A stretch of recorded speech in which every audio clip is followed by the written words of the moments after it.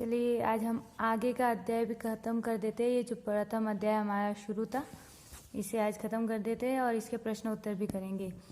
पांडुलिपियों, अभिलेखों तथा पुरातत्व से ज्ञात जानकारियों के लिए इतिहासकार प्राय स्रोत शब्द का प्रयोग करते हैं। स्रोत का पता चलता है ना, जैसे नदी, कूप, जल के स्रोत होते हैं, कुआं, बावड़ी, वैसे ही इतिहासकारों के लिए ये जो औजार, हथियार, बर्तन, आभूषण आदि होते हैं ये स्रोत होते हैं। इतिहासकार उन्हें कहते हैं जो अतीत का अध्ययन करते हैं। ये आपके लिए अच्छा प्रश्न है कि इतिहासकार किसे कहते हैं? अतीत का अध्ययन करने वाले को इतिहासकार कहते हैं। स्रोत के प्राप्त होते ही अतीत के बारे में पढ़ना बहुत रोचक हो जाता है, क्योंकि इन स्रोतों की सहायता से हम धीरे धीरे अतीत का पुनर्निर्माण करते जाते हैं। अतः इतिहासकार तथा पुरातत्वविद उन जासूसों की तरह है जो इन सभी स्रोतों का प्रयोग सुराग के रूप में कर अतीत को जानने का प्रयास करते हैं। जैसे कि एक अपराधी को पकड़ने के लिए सुराग की जरूरत होती है, वैसे ही इतिहासकारों को जब सुराग मिलते हैं ना, हथियार वगैरह ये वस्तुएं, तो धीरे धीरे उस जगह का भी पता चलता है।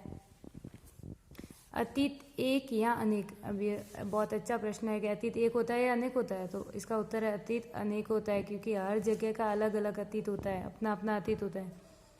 क्या तुमने इस पुस्तक के शीर्षक हमारे अतीत पर ध्यान दिया है? यहाँ अतीत शब्द का प्रयोग बहुवचन के रूप में किया गया है।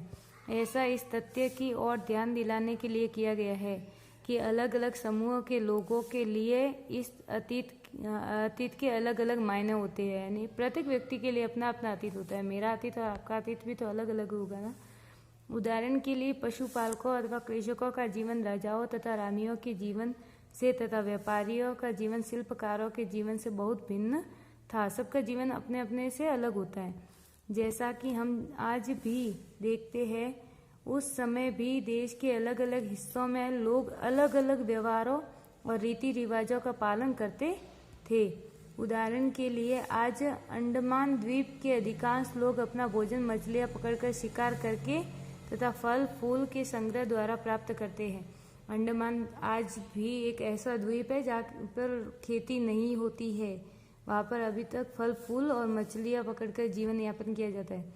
इसके विपरीत शहरों में रहने वाले लोग खाद्य आपूर्ति के लिए अन्य व्यक्तियों पर निर्भर रहते हैं। मतलब जो किसान हैं, हम उन पर निर्भर हैं शहरों में। इस तरह के भेद अतीत में भी विद्यमान थे। सभी जगह अतीत में भी जाएंगे तो इस सब जगह अलग अलग तरह से रहना और भोजन करने का तरीका था, और भोजन को प्राप्त करने का भी। इसके अतिरिक्त एक अन्य तरह का भेद है।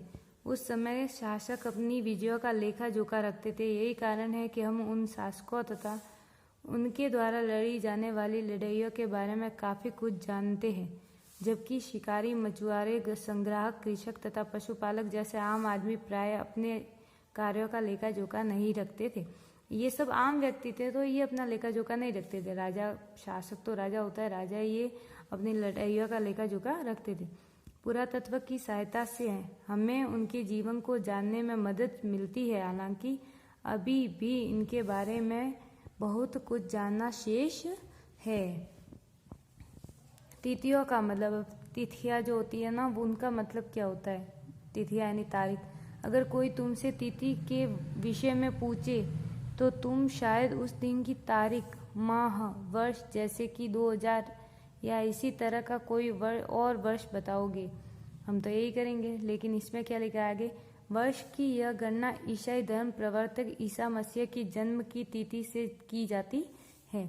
अतः 2000 वर्ष कहने का तात्पर्य ईसा मसीह के जन्म के 2000 वर्ष के बाद से है। ईसा मसीह का जब जन्म हुआ उसी दिन से 1, 2 ऐसे काउंट शुरू हो गई, लेकिन उससे पहले भी तो समय बीता था, तो उसे ईसा पूर्व कहते हैं, यानी ईसा के जन्म से पहले। इस पुस्तक में 2000 को अपना आरंभिक बिंदु मानते हुए वर्तमान से पूर्व की तिथियों का उल्लेख करेंगे। तो वो उल्लेख करेंगे हम ईसा पूर्व से। आगे है इतिहास और तिथियां। ये तो हम नहीं पढ़ रहे, इसके प्रश्न उत्तर हम अभी करेंगे, ठीक है। पहला प्रश्न है, निम्नलिखित को सुमेल करना है। मैंने ये पहले ही कर दिया है पेज पर एक, तो आप देख ले और उतारना चाहे तो उतार सकते हैं। नर्मदा घाटी, आखेटवा संग्रहण, मगध, पहला बड़ा राज्य, गारो पहाड़ियां आरंभिक कृषि, सिंधु तथा इसकी सहायक नदियां प्रथम नगर, गंगा घाटी लगभग 2500 वर्ष पूर्व के नगर। फिर इसका दूसरा प्रश्न है पांडुलिपियों तथा अभिलेखों में एक प्रमुख अंतर बताओ।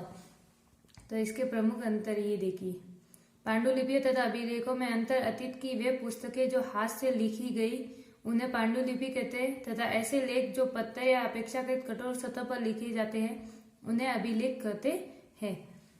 फिर चौथा प्रश्न, पुरातत्वविदों द्वारा पाई जाने वाली सभी वस्तुओं की एक सूची बनाओ, इसमें से कौन सी वस्तुएं पत्थर की बनी हो सकती है।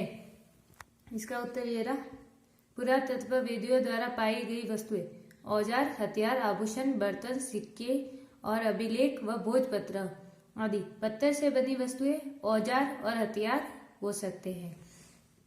फिर पांचवा प्रश्न, साधारण स्त्री तथा पुरुष अपने कार्यों का विवरण क्यों नहीं रखते थे, इसके बारे में तुम क्या सोचते हो। तो मैंने इसका आंसर ये लिखा है कि साधारण स्त्री एवं पुरुषों अपने कार्य का लेखा जोखा इसलिए नहीं रखते थे क्योंकि उन्हें इसकी आवश्यकता नहीं थी। फिर छठा प्रश्न है, कम से कम 2 ऐसी बातों का उल्लेख करो जिसमें तुम्हारे अनुसार राजाओं और किसानों के जीवन में भिन्नता का पता चलता है। तो मैंने इसका उत्तर ये लिखा है कि पहला पॉइंट, राजा अपने युद्ध विजयों का लेखा जोखा रखते थे जबकि किसान नहीं रखते थे। राजा के पास कई अमूल्य वस्तुएं होती थी जबकि किसान के पास अनाज होता था क्योंकि वह एक साधारण व्यक्ति है। धन्यवाद। Like, share and subscribe. मेरे सभी वीडियो को देखिए और प्लेलिस्ट में मेरे चैनल को सब्सक्राइब जरूर करिए। धन्यवाद।